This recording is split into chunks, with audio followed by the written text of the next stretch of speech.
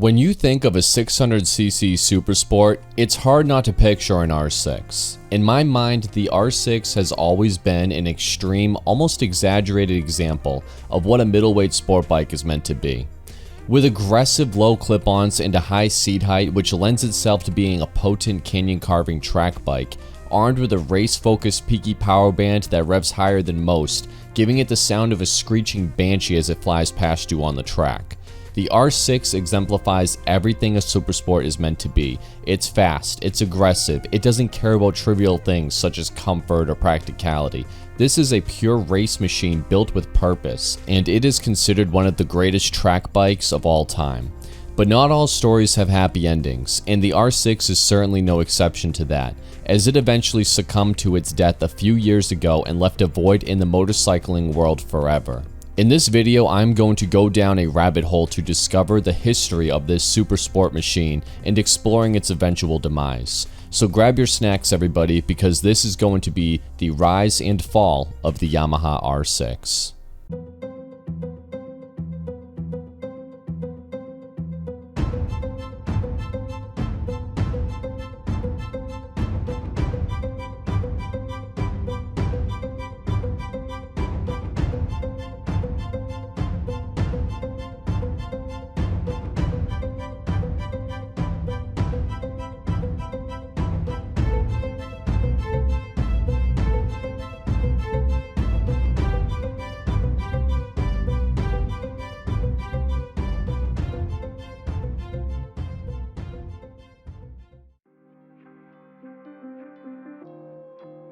The year was 1998, and Yamaha announced the release of their all-new middleweight sport bike, the R6. Yamaha claimed that the engineers started with a blank sheet of paper and made no compromise.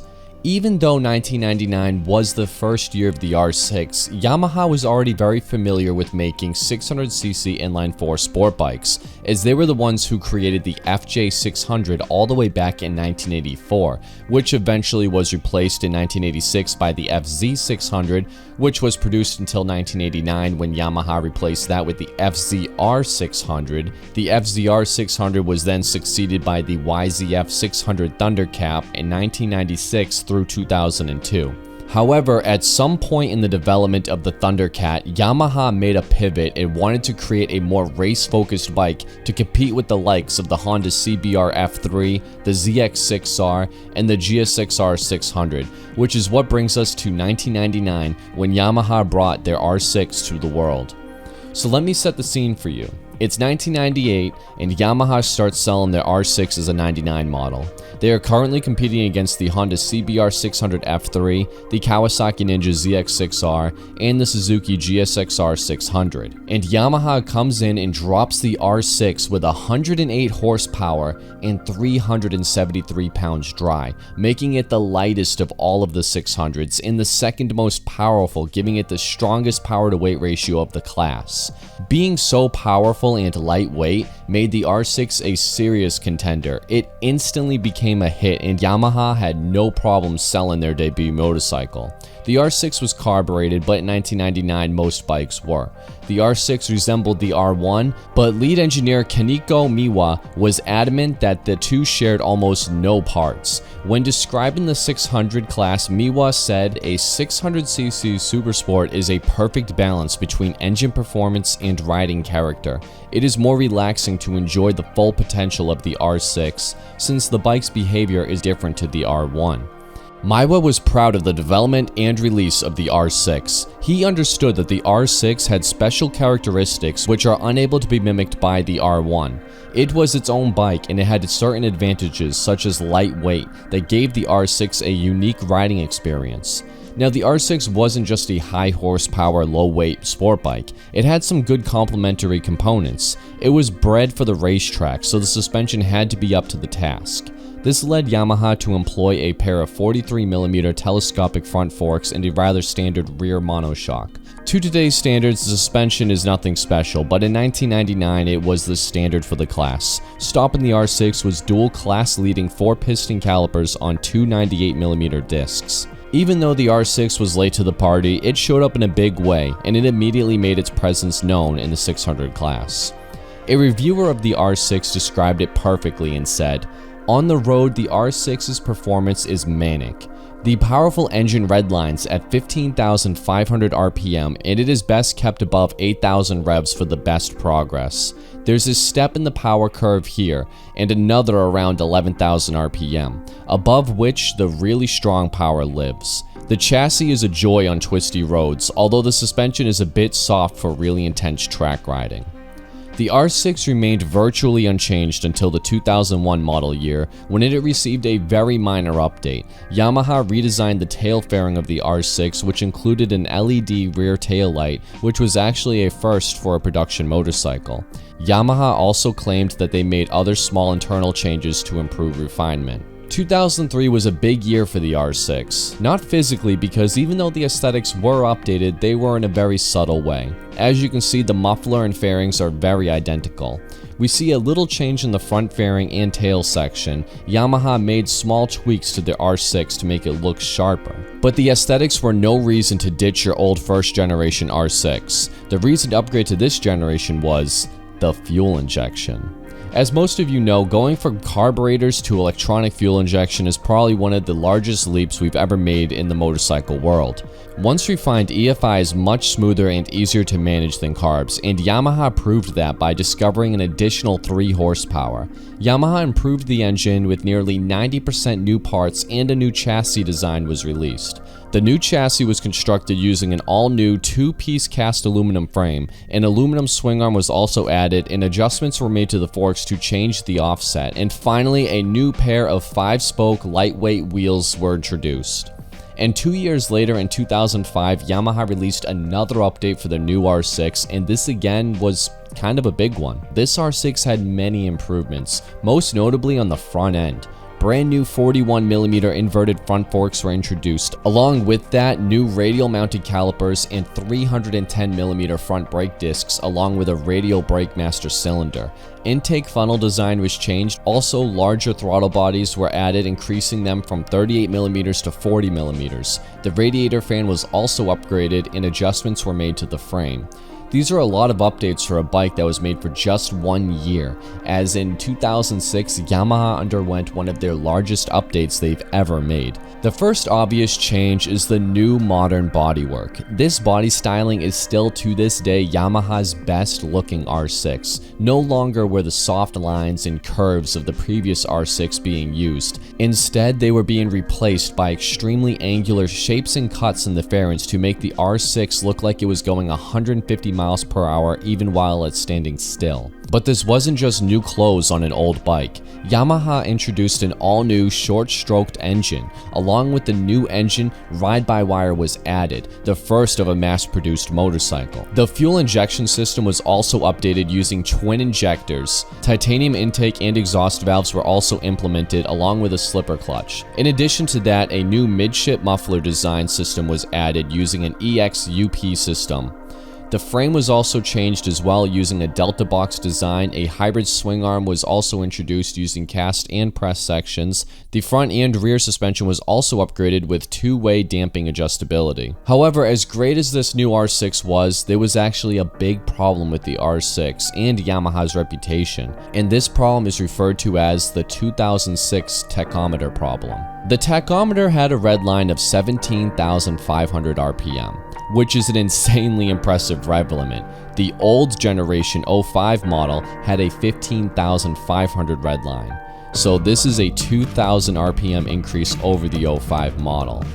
However, it was all a lie. Yamaha actually lied about the rev limit of their R6. Yamaha had approximately an 8% increased optimistic tachometer, so the R6 was actually reading 10,000 RPM when you were closer to 9,200 RPM, which made you think you were revving the bike to 17,500 RPM, but in reality, you were revving it to 15,800 RPM. This was actually a claim by Yamaha and was totally false advertisement. This led to a lot of unhappy customers, and it got so bad that Yamaha had to actually offer to buy back any R6 if the customer was unhappy. Now, even though this was an embarrassing and bad look for the Yamaha, they still dropped an iconic and fantastic R6 to the world, and they were quickly forgiven by the community as they fixed the tachometer in the 2007 model year.